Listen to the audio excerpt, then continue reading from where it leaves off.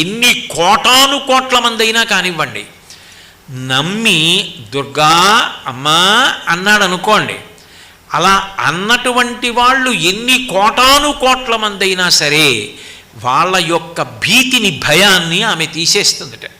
దుర్గే స్మృతౌ హరసి భీతి మశేష జంతో స్వశ్చై స్మృత మతిమతీవ శుభాం దదాసి.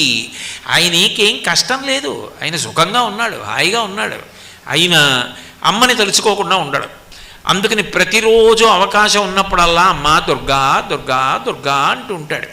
అప్పుడు ఏం చేస్తుందట, మంచి బుద్ధినిస్తుందట.